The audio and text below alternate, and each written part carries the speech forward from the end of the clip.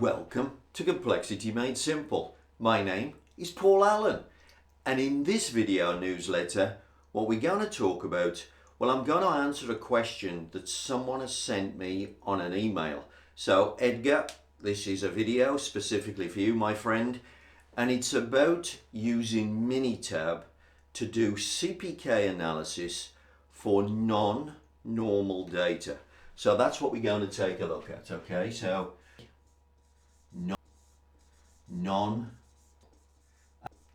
and you will see that as an option when you go into capability statistics in Minitab.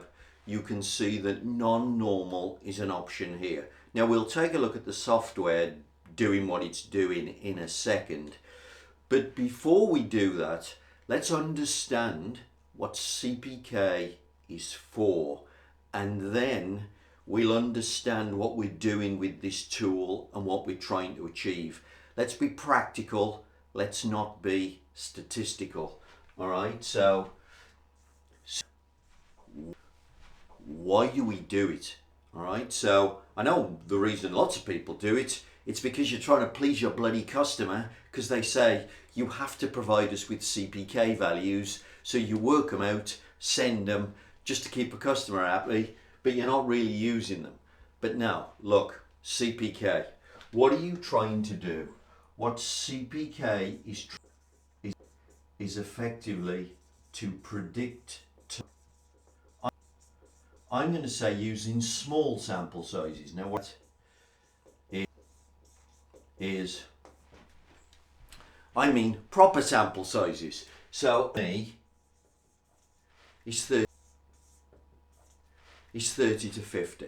All right, now the problem with 30 to 50, it's, by the way, it's the right sample size to be using, but the problem with 30 to 50 is that in your data you're unlikely to see all the extreme events. So if you collect 30 to 50, now we're just going to draw this as if it's normal rather than non-normal, but there we go. We collected our 30 to 50 data points. I'm looking at it as a histogram. Obviously this is the scale that we measured. And of course what we're interested in, we're going to drop some tolerances on this diagram. What we're interested in is my process going to be okay? Is it going to run defect free, or is it going to run with a low defect rate? Well, if what you do is which is to just observe that and say everything's inside the tolerance, therefore fantastic, I'll turn my machine on and everything will be right with the world. That is typically estimate. It is a poor estimate of what's about to happen tomorrow when you switch the machine on and you don't make 30 to 50, you make 3,000, 5,000, 10,000.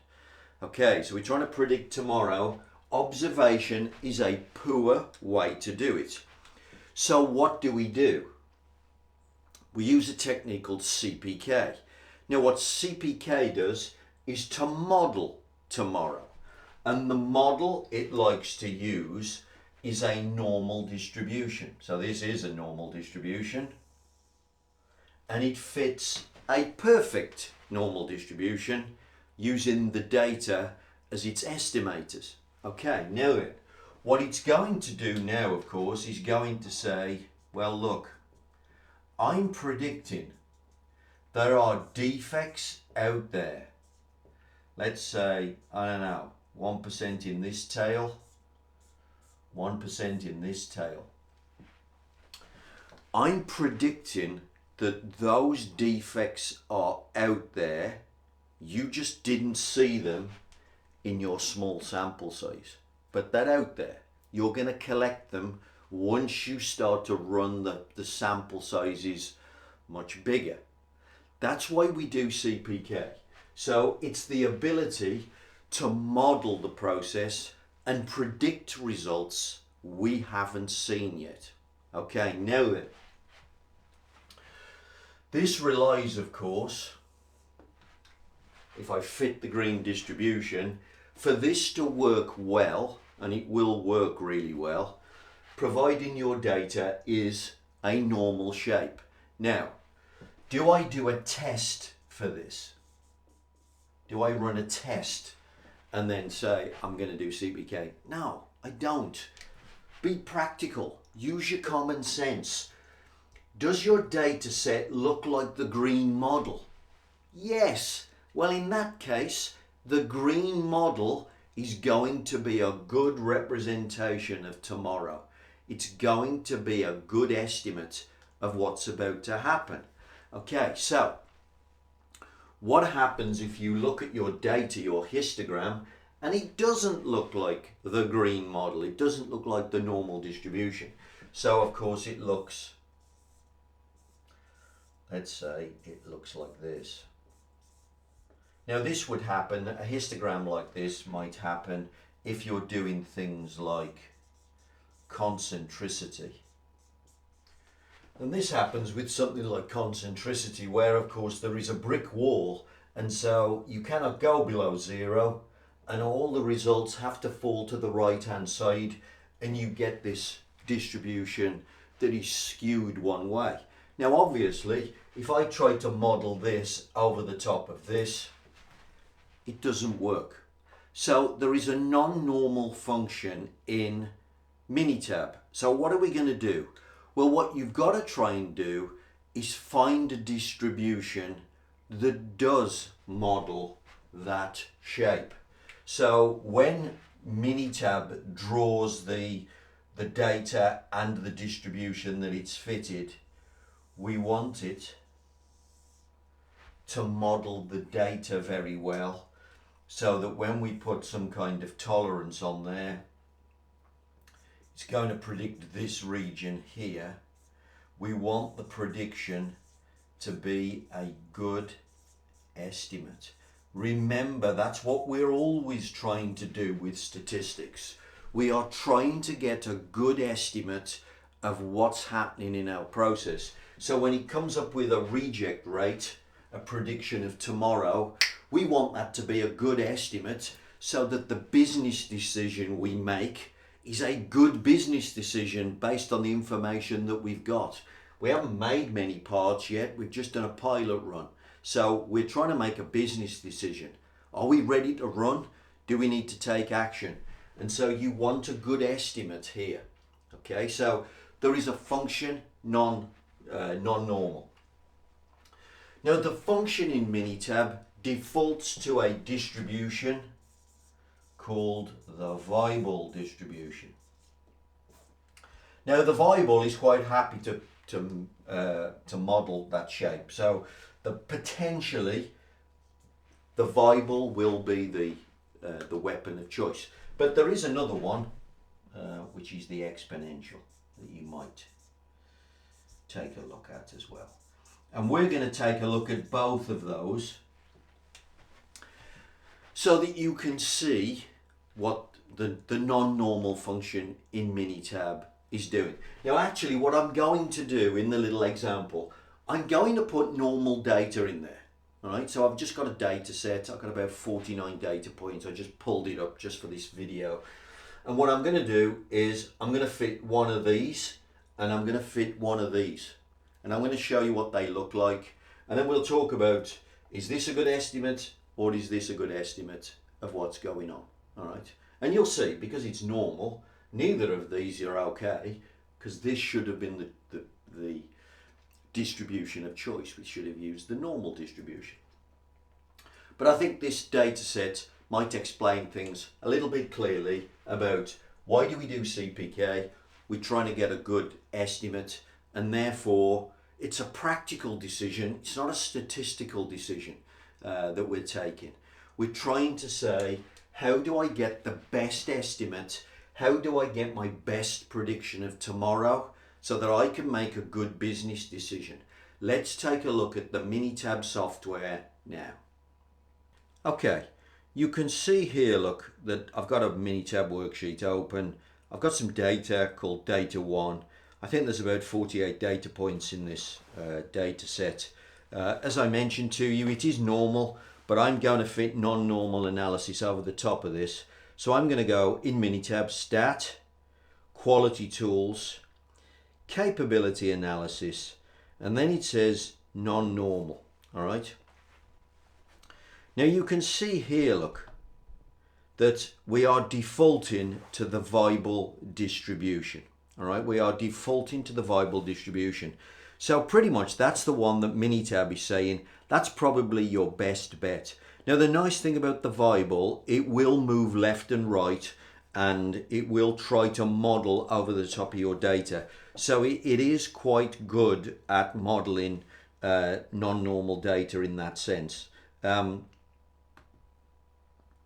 So we're going to go into the single column there. It says, where's your data? I'm going to put data 1 in there so it knows where my data set is. I'm going to leave Weibull and I'm just going to put an upper spec because obviously with this type of data often there's a brick wall on the left, on the lower side. There's some higher spec that we're trying not to break. Now I'm going to put 53 in as my upper spec and then I'm just going to click OK to this. I'm not going to mess with any of the settings or anything like that. I'm just going to click OK so we can take a look at the diagram. So I'll pop that out. Now you can see, look, the blue data there is normal data, as I mentioned. The red distribution is the Weibull distribution trying to model what's going on. And if you look down in the tail down here, look, at 53, this is where it's trying to predict the defect rate. So it's saying that the upper specification defects, we're going to get 2,880 parts per million, defects per million. But if you look at it, you would say that's underestimating what's in the data set. That's underestimating what we're already observing. So the Weibull distribution here wouldn't be a good estimate and therefore we wouldn't want to use it. Well, no, quite right, because the normal is what we should be using. But this is the point about the CPK tool. You're asking the question all the time, is it a good estimate of what's going on? And if the answer's no, then look for another tool or another way, or use a different analytical technique. Be practical, not statistical. So the Weibull there, that's the way that you would model. Obviously, if this was concentricity, this would be modeling this data set much better. And therefore you would be accepting the defect rate. Okay, so that's fitting the Weibull to this data set. Let's go fit the exponential to this data set. So if I go in again, non-normal. Now I can drop the menu down and the exponential, look, is at the top. I'll leave the other things as they are and click OK. I get another capability analysis now. Now, this is awful because look, the exponential, which has got that long tail out on the right hand side. Now obviously if you've got data like this that starts high and goes in a long tail, the exponential might fit it, but we've got normal data and that long tail, look, is now estimating, hey, a huge defect rate. 353,701 parts per million. So this is not a good estimate either of what's going on. The first tool, the Weibull, was underestimating the defect rate. The second tool, the exponential, is overestimating the defect rate. And of course, if I go and do the proper analysis, so let's just do that just for completeness. Let's pick a normal data set. Okay, we're in a single column. Let's just put the upper spec in at 53.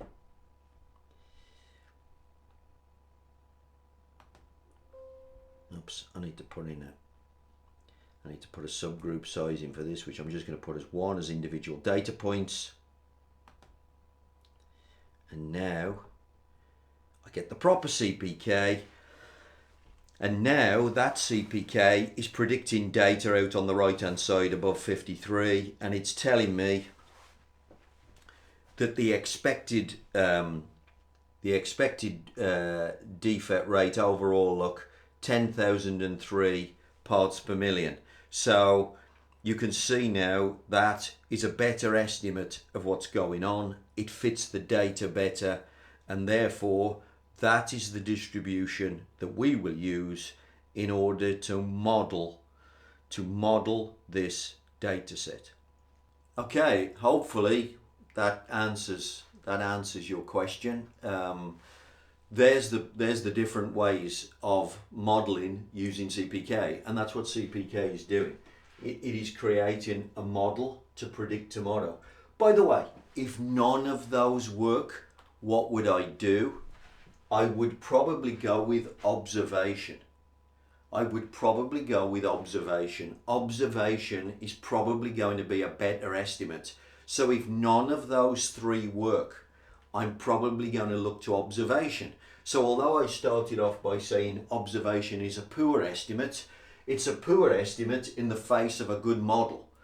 But in the face of absolute rubbish models that are predicting nothing, your best way to go is to go to an estimate. One final point, by the way, before we get off this, just let me pick up some pens and draw this for you. All of these rely on a stable process. This is a nice stable normal distribution. This is a nice stable Weibull distribution. If when you do this, your data looks like this. In other words, it looks like nothing. It doesn't look like a normal. It doesn't look like a Weibull. It's all over the place. It's scattered. There's data like this. Probably your graph looks like this. If you plot it as just as a graphical data set, this can't be modeled. This is a disaster of a process. Forget CPK and do something about your process. You are about to implement chaos in your company. This is easy to decide, but people try to model this. They try to do, yes, I've done a CPK and I'm predicting this. You can't predict anything. This is a completely unpredictable disaster of a process. So by all means, fit a distribution, get a CPK, get a good estimate. If you can't do that, go for observation.